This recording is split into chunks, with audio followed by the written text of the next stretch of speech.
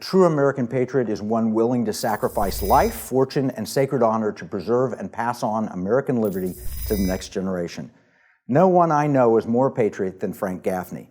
As a young man, he was a member of the amazing Reagan team at the Pentagon that brought down the evil empire.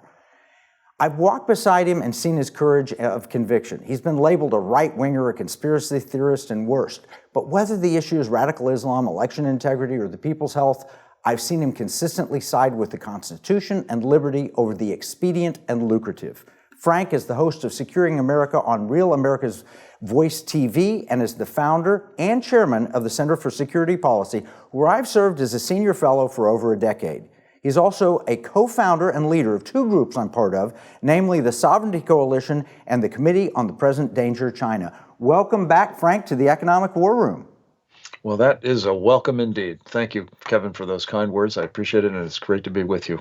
I'd rather be with you in person, which is a privilege as well, but thank you for letting me do it from remote. Recently together, and you shared some alarming news coming from the Sovereignty Coalition regarding a pandemic treaty. Please tell us what the World Health Organization has planned for America.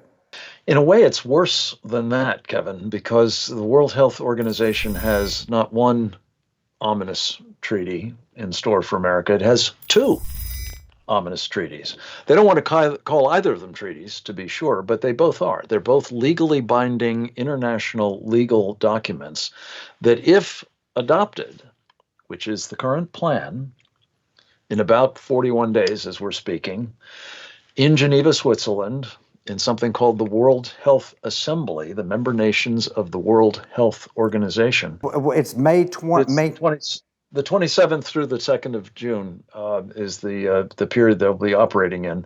And exactly what date the deal will be done remains to be seen. In fact, our purpose, and we'll talk more about it in due course, is to try to prevent it from happening altogether. But the plan, Kevin, is to use these two documents. I kind of think of it as a belt and suspenders approach to make sure that one of them becomes binding, but ideally both as far as they're concerned. They will transform a man who currently has advisory authority as the Director General of the World Health Organization, or WHO, into a global dictator of what is a public health emergency of international concern, as they call it, and then what must be done in response. Well, now both of which are frontal assaults on our sovereignty as well as states' rights and freedom. What you just said is frontal assaults on our sovereignty. The AP has written very plainly, it says that it's fake news. They've debunked it entirely. They said, they can't give away sovereignty. The agreement doesn't promise to give away sovereignty. Even if it did, if it were a real treaty, it'd have to be ratified by the Senate, and it wouldn't have binding effect. The courts could overrule it. All of those things have been used to debunk this, but I've looked at it. I first questioned it when you brought it up, and I know you're right on this. Let's start with the first one. Doesn't the Senate have to ratify it if it's a treaty? Well, actually, no, it doesn't. There are now very few instances where the Senate actually goes through the formal ratification process. The vast majority of treaties are now, with, I guess, the Senate's sort of blessing, albeit not formal, dealt with as executive agreements by the president, requiring nothing more than his signature. And even things that should have been very much treated as treaties, like, for example, the whole climate change, claptrap, and the so-called Joint Comprehensive Plan of Action, the Iran deal. These were not dealt with as treaties by the Senate, and we are the worse for that arrangement being practiced. Should they be treated as treaties? Under our Constitution, 100%. And what's so important about this, Kevin, is, I know you appreciate this about them. The framers of our Constitution were brilliant men. And what they came up with was this elaborate structure in this Constitution of ours to try to prevent the abuse of power, checks and balances, if you remember anything from your civics courses, if you're of an age where we still taught that. But the point is, they also understood that something precisely like what's afoot right now could also create abuses of power and fundamentally transform, to use Barack Obama's expression, the Constitution of the United States. How so? A corrupt, malfeasant, perhaps treasonous president making a deal with some international power or entity that would have direct impact on our Constitution, on our freedoms, on our checks and balances. And they said the Senate will have to serve as the watchman on the wall for that. They will have to be the quality control mechanism. And not only that, but they said this is such an important responsibility that we're actually going to make it obligatory that to be approved by the Senate for its ratification, a treaty has to get a 2/3 majority. That's a high bar. Well, that's an important point, because at that point, when that was written, the Senate represented the individual states. And you're right, Frank, I've looked at it. The Justia law says very clearly, it says the executive agreement has surpassed in number and perhaps in international influence the treaty formally signed, submitted for ratification, and proclaimed. And then the Senate itself says, in recent decades, presidents have frequently entered the United States into international agreements without the advice and consent of the Senate. These are so-called executive agreements. They're not brought before the Senate for approval. Executive agreements are still binding on the parties. And here's the scary thing. They're binding on the individual states. So if the World Health Organization is going to take away sovereignty, well, they say, well, they're not taking it from the federal government. Well, that's an argument that could be made, but you cannot make the argument that they're not taking it away from the states. They are absolutely, so it wouldn't be Ron DeSantis' health policy. It wouldn't be Greg Abbott health policy. It would be the WHO health policy, and the states wouldn't have any say in it. That's absolutely right. Tedros Ghebreyesus will not only be your new doctor, he will be the new arbiter. And again, folks, don't take our word for it. We saw what he did in the pandemic. That was bad enough without the kind of authorities that he will have now. We're going to put all this in our economic battle plan. We're going to have to take a break. When we come back, we'll talk a little more about the impact this can have on your health, your wealth, and your future. In uncertain times, finding stability in the economy can feel challenging. But what if you could navigate economic volatility while honoring your biblical values? At Timothy Plan, they believe this balance is possible. Timothy Plan filters its volatility-weighted ETFs and family of mutual funds through a biblical pro-life and pro-family lens, so you can see competitive returns and moral responsibility, helping you to weather the economic storms. With Timothy Plan, align your investments with your values while adapting to our ever-changing culture. Since 1994, Timothy Plan has been recognized leader in biblically responsible investing. Timothy Plan, your bridge between faith, finances, and the future. Visit timothyplan.com or call 1-800-TIM-PLAN or 1-800-846-7526. Investing includes risk, including possible loss of principal. Before investing, carefully consider a fund's investment objectives, risks, charges, and expenses contained in the prospectus available at timothyplan.com.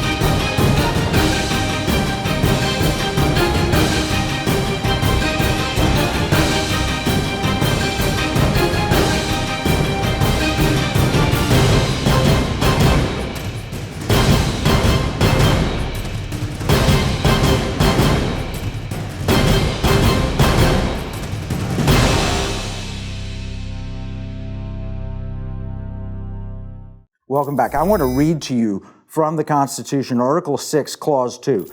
This Constitution and the laws of the United States, which shall be made in pursuance thereof, and all treaties made or which shall be made under the authority of the United States shall be the supreme law of the land, and the judges in every state shall be bound thereby, anything in the Constitution or the laws of any state to the contrary notwithstanding. Bottom line, according to the Constitution, that a treaty has the same impact as an amendment to the Constitution. Now, that's why they put a high bar that treaties had to be ratified by the Senate with 2/3 vote. And at that time, the Senate did not represent the people, it represented the states. And so the notion was that you'd have 2/3 of the states in alignment with what the federal government wanted to do, and as a result, it would be similar to a constitutional amendment. The problem is, the states no longer have representation in Congress. The Senate's not even looking at this as a treaty, and executive orders from the White House that they signed have this same force of law. And I shared that with you in the first segment. We've got Frank Gaffney here, and we're talking about how all of a sudden, between May 27th and June something, in like a week's time, we could sign away the sovereignty of the United States. Frank, what would that mean for the American people? I believe it would be profoundly detrimental to their vital interests in so many ways. I'm fond of saying, Kevin, if you have an ox, it will be gored by this arrangement with the World Health Organization. Why is that? Because Tedros Ghebreyesus will be given under one or both of these treaties the power, as I said earlier, to determine when you have a public health emergency and what must be done in response to it. And define that it? That means he can define what is a public health emergency. And this isn't, again, a matter of speculation. We have him on the record already, even before he has this kind of authority, saying that things like climate change and reproductive rights and migration and poverty and instability and gun violence are all public health emergencies of international concern, not just pandemics, but all of these other things. And there's really every aspect of life, as I say, that would be touched as a result. Race relations, sexuality, immigration, there's no property and limit. wealth distribution. But who is this guy? Who is Tedros Ghebreyesus? And what is the World Health Organization, and how did he get there? Tedros Ghebreyesus is the top bureaucrat in this international organization that is one of the offshoots of the United Nations. It's Director General. And he was plucked from, I'd say, obscurity by the Chinese Communist Party for that post. Why? Well, I think it had a lot to do with the fact that he was a Maoist serving prominently in what was considered to be, at the time, by the United States government, a terrorist regime in Ethiopia. Just the perfect guy to run an international organization. And again, people might not appreciate this about the Chinese Communist Party, but it has assiduously worked to control all of these organizations. Sometimes they run them outright with Chinese nationals. Oftentimes they'll find a proxy like Tedros Ghebreyesus to do it. But as to whether he is faithfully following the Chinese party line, look no further than what he did in the pandemic. And again, that was, as we sort of talked about before, Kevin, when he just had advisory responsibilities. But his advice was, first of all, that this virus did not come out of the Wuhan Institute of Virology. It was out of a wet market. That it was not transmissible human to human. That there was no problem allowing people to freely move in and out of countries, including from China, including from Wuhan. He also was the guy who said, don't mind your existing pandemic response plans. Follow the Chinese model, as it was called. What was that? That was the mask mandates. That was the social distancing. That was the quarantines. That was the lockdowns. That was the mandatory jabs with, as it turns out, inadequately tested and actually dangerous vaccines, so-called vaccines, gene therapies. You put all that together, Kevin, and as I said earlier, by some estimates, the cumulative effect of all of that, not allowing inexpensive widely available, extremely safe therapies like ivermectin and hydroxychloroquine to be utilized early in the treatment of a person with COVID. The needless death. It sounds like the WHO lied and people died. Exactly the case. And they will also do that again with the heightened authorities and powers that they are now supposed to get as a result of this thing. And Kevin, the other piece of this, which is so alarming, is all of this is being done basically deliberately in a stealthy manner. The American people are not being asked whether they want Tedros Ghebreyesus to be their new doctor, effectively, or the arbiter of public health policy. They're certainly not being given an opportunity to vote on it. And neither are their representatives in the United States Senate. In fact, worse than that, 49 Democrats voted to formally say, we will not take up these treaties, or these agreements. And only 47 Republicans were present to say, well, no, yes, we want to do that. So the Senate is on record as of right now saying, even if the president were to submit these things, we're not interested. This is intolerable, and it's why we're going to, I hope, talk in the next block about what we're going to do about this with the help of your audience and hopefully millions of other Americans to stave off this surrender of our sovereignty.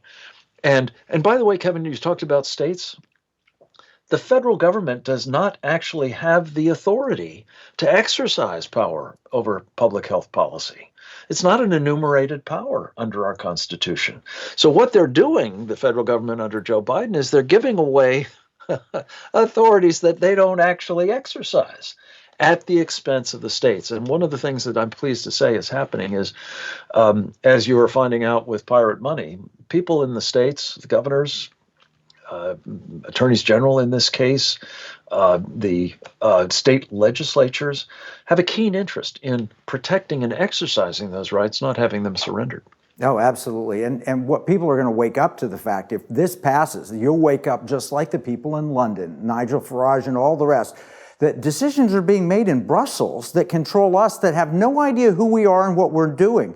It's further away from the people. Now, that was just Brussels. You know, you could argue that they're a Marxist entity, but they're not the Chinese communist Marxists. Hey, we do have to take another break. When we come back, we're going to dive into the solutions that the Sovereignty Coalition and others have created to stop this takeover. I'm Kevin Sorbo. When you spend money, you consider who you're buying from and the causes they support. If you don't, then you're likely supporting companies that are trying to destroy our country and take away our freedoms.